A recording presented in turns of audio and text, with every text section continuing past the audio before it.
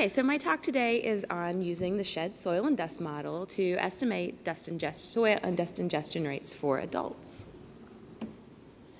We're interested in quantifying soil and dust ingestion rates because they can be an important pathway of exposure for some pollutants, particularly low VOC or low vapor pressure pollutants that are bound to the dust. Incidental soil and dust ingestion rates can be tricky to quantify, though, because there are a lot of different factors that drive exposure in the population. And these include your frequency of hand-to-mouth contact, so actually getting the soil and dust into your mouth, personal hygiene habits like washing your hands or bathing, home hygiene habits, so how dusty you allow your indoor environment to be, and then different recreational, occupational activities that would put you more in contact with soil or dust. Unfortunately, right now there are not plentiful data to quantify these ingestion rates. So we undertook this modeling exercise to try to determine what were the drivers of exposure and what data we really need to quantify better.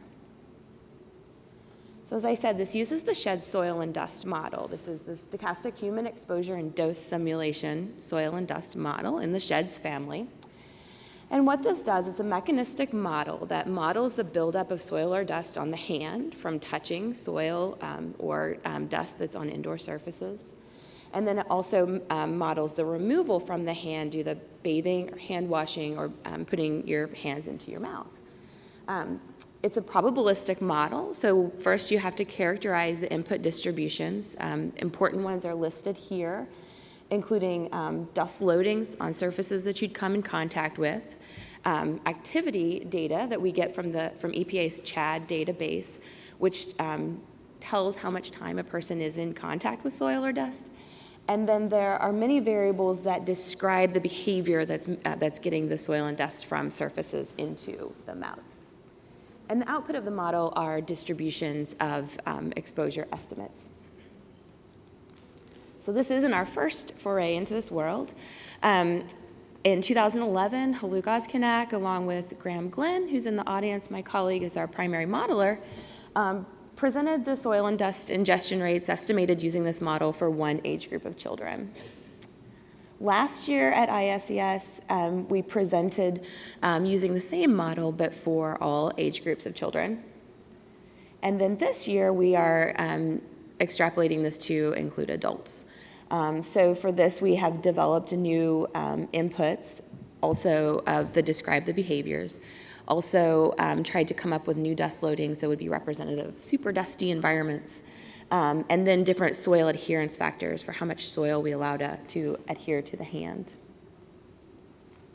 For children, we look at them in different age groups, but for adults, we found that it would be better to look at them in terms of their activities. So we looked at 4 groups: the low soil exposure group or baseline general population, our moderate soil exposure group where people had more contact with soil.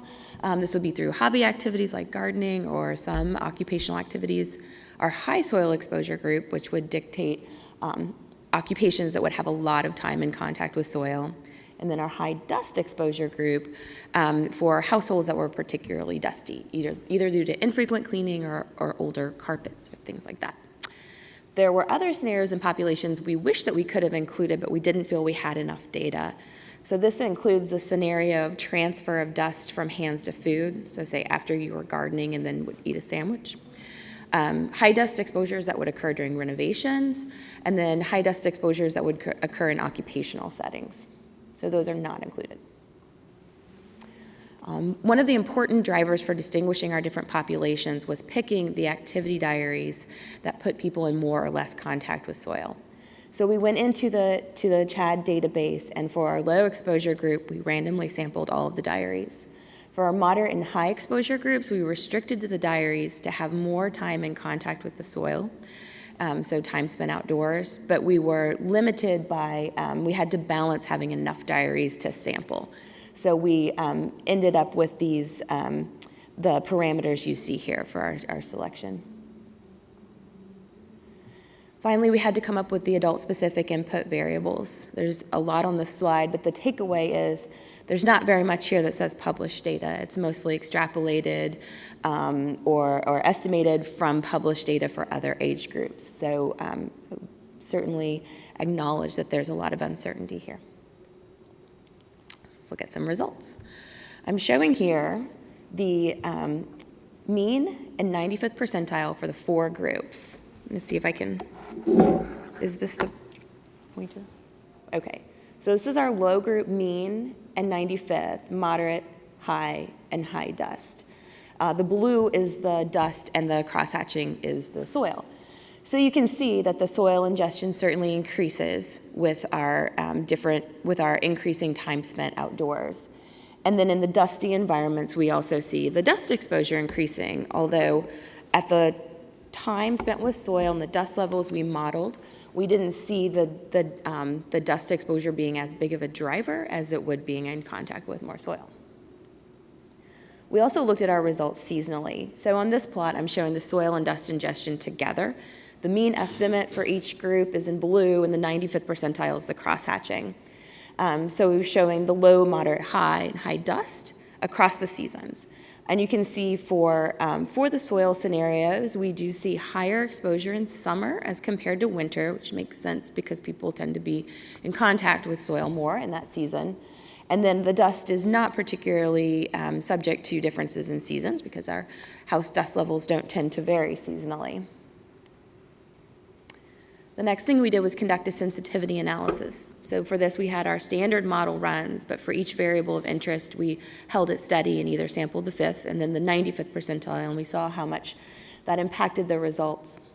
So for our baseline or low soil group, we see that the activities that describe the hand-to-mouth behavior are the big drivers, as well as the soil adherence, or the upper limit of the amount of soil that can stick to the hand, and then the carpet dust loading, which is basically the determinant of indoor dust. With increasing soil exposure, we saw that the activity outdoors became more important, as you expect, and carpet dust loading became less important, which is also not surprising. We saw the opposite for increasing dust exposure, where our behavior indoors became more important and the factors that describe soil ingestion became less significant. The final thing we wanted to do was compare our modeling results to those of tracer studies. I've shown here the mean for the 4 different groups of soil and dust ingestion combined. And these are compared to a series of tracer studies. The Davis and Myrick results are on there twice for 2 different metallic tracers that they used, aluminum and silica. And then also comparing to the latest update to the Exposure Factors Handbook. So we see that we are in the right range, which we find encouraging. However, one of the drivers of doing this was to determine the data needs. And so I would posit the following as data needs in this field. This would include conducting studies using videography to better get at those behavioral distributions in the population, getting better estimates of dust loading indoors, particularly on things adults would contact, like perhaps desktops or pins that people would put in their mouth.